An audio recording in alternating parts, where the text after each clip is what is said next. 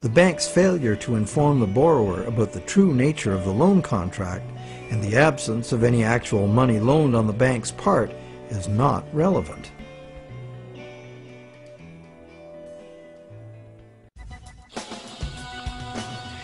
So, to conclude our investigation, it appears that modern banking practice rests on several distinct violations of common law, common sense, and natural justice. The first violation is the fraud the borrower commits by pledging as collateral property the borrower does not yet own. And the bank is complicit, as it knowingly accepts the fraudulent pledge as backing for the credit it creates. The second violation is the failure of the bank to disclose the true nature of the contract.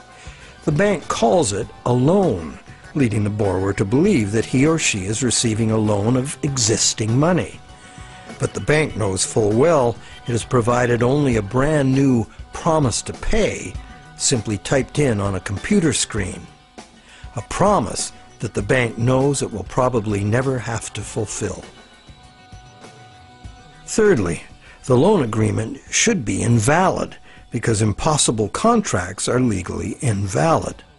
The bank is creating an impossible contract because the conditions required to guarantee that the borrowers have the opportunity to pay off the principal plus interest are not met.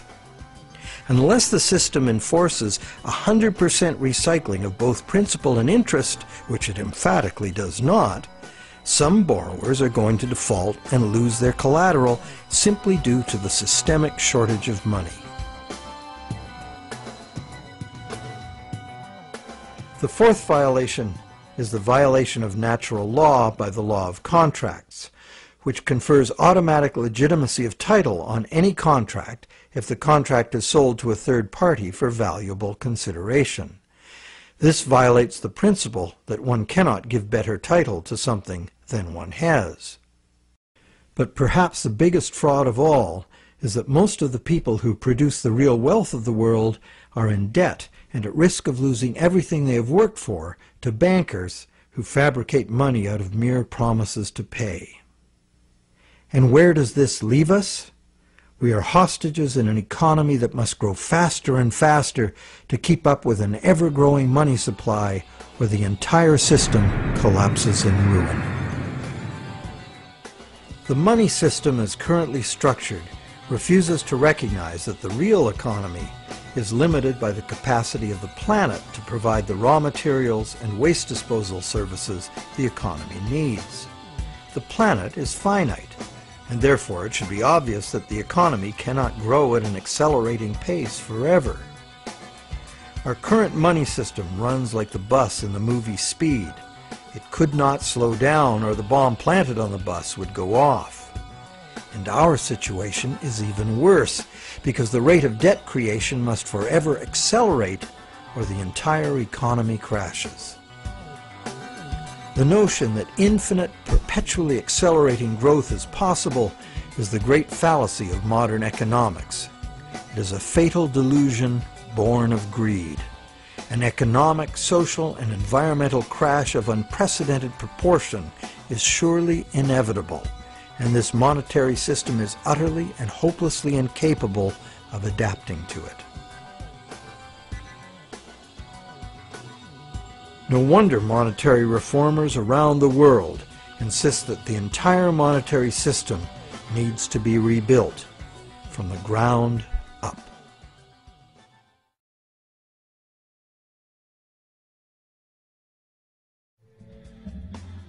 So what is the solution? One idea many people suggest is to return to the days when money was backed by gold. Gold, they argue, is the true money because it's inherently valuable. The underlying principle here is that money should be a commodity that is valuable due to its scarcity, as gold is scarce. As a general rule, those who hold this view of money also believe that money should exist independent of government. Another school of thought, diametrically opposite, is that the creation of money should be the exclusive prerogative of governments. Government, which represents all the people, should spend money into existence in the public interest. thus backing the currency with what it was spent on. Having taken back the power to simply spend money into existence, government would never need to go into debt or pay interest. Of course, government spending without limit would result in a worthless currency. To prevent inflation, money would also have to be extinguished.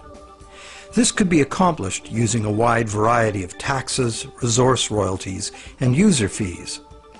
Government spending and government taxes would, therefore, be interdependent and would equal each other in a perfect equilibrium. However, the goal of taxation would be to achieve price stability, as the government would have no need of tax revenues in order to operate. Over the centuries, both the gold-based system and various government credit money systems have been used, with the gold-based system prevailing well into the 20th century. This wasn't because government credit money didn't work. It did within the country itself, where it was accepted in payment of taxes. But until the invention of modern currency exchanges, international trade had to be carried out in gold. In addition, gold has had an almost supernatural fascination for humans for a very long time. We've been conditioned for millennia to think of money in terms of portable inherent wealth, as in gold coins. However, this is not the only way to think of money, nor in the era of runaway debt money is it any longer accurate. Money is, at its root, an idea that humans invented in order to turn simple subsistence into complex civilization. It's the development of money that made possible specialization of labor and the indirect exchange of goods and services.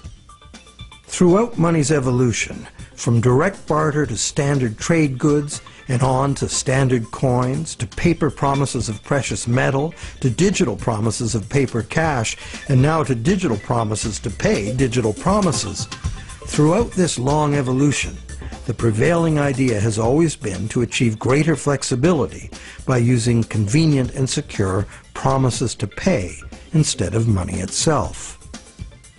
The problem with promise to pay money has always been that it provides a golden opportunity to cheat, to create more promises than there is real stuff to back those promises up.